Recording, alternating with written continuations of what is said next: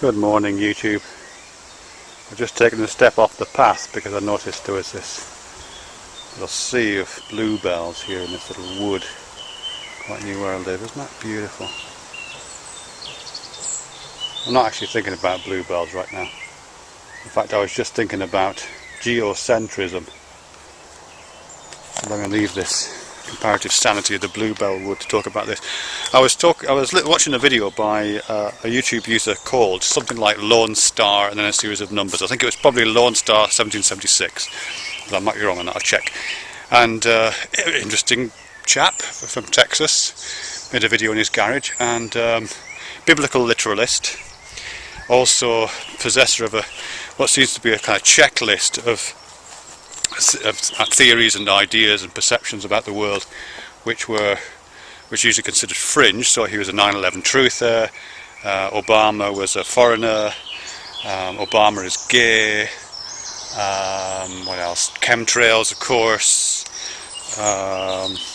young earth creationist, evolution is a hoax, you know, the whole raft of those things. I think the only thing he didn't mention was lizard Illuminati. But amongst this, he was making what even to him I think felt like an outrageous claim, which is that his readings of the Bible had led him to conclude that geocentrism was the way to go, that the Earth is still, doesn't spin, wobble, rotate, doesn't fly through the Earth at 6,000 miles an hour or whatever, but is the centre of the universe. That's a difficult idea to hold, a really difficult idea to hold. And you know, because one of the things I try to do when I watch YouTube videos, even ones as difficult as this one by Lone Star, is to try. I really do try to understand. By which I mean, you know, I try to think, you know, how would I have to think? What would I have to know? How would I have to see the world in order to be able to occupy that position? You know, and it's a real challenge sometimes. And I say this is one of the more striking challenges.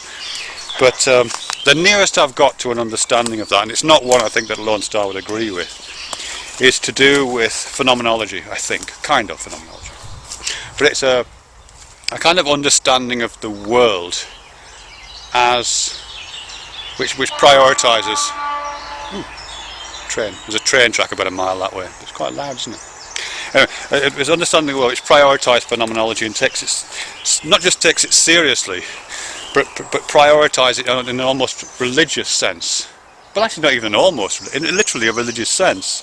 You know, given that Lone Star was a biblical literalist, I think you would have to say that in this worldview, that the world that God created in 7 days or however long is the world of lived experience.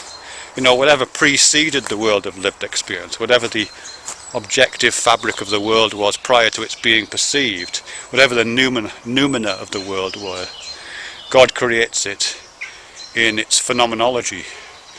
So this experience that I'm having now is what the Bible in this case is talking about. What the experience that you're having, sitting at a desk, probably looking at this video on a webcam or looking at it on a mobile phone perhaps, is that's the God-given experience. That's the world that God has created, and it is a world in that sense which does place us at the centre. There's quite a nice book actually called View from the Centre of the Universe, written by a physicist and somebody else, which talks a little bit about that. Doesn't use this language, but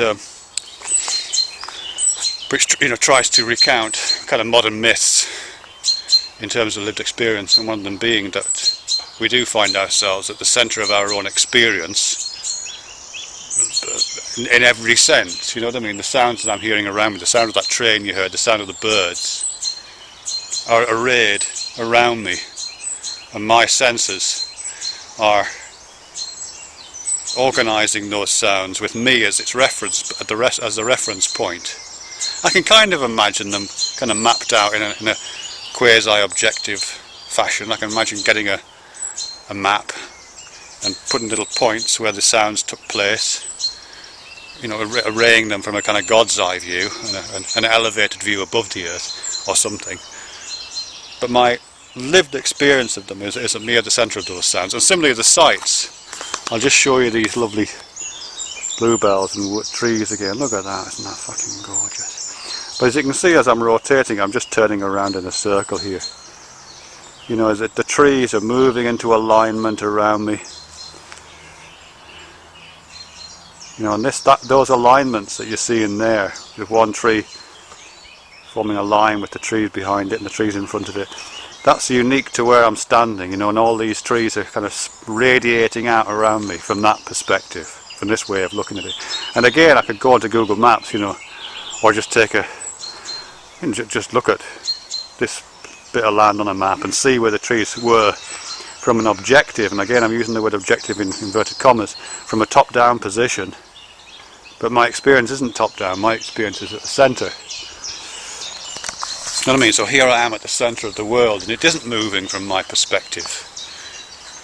The phenomenal sense of my experience, the phenomenology of my spirit, if I can make a fleeting reference to Suicide for Celluloid's latest project, the phenomenology of my spirit here is its centrality. Just point upwards a minute. Look, cathedral of trees.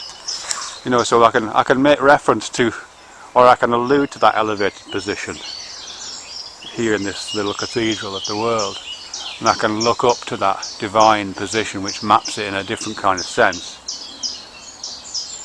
suggestive of some kind of noumenal relationship to the world at large. But down here on the ground, in the God-made world,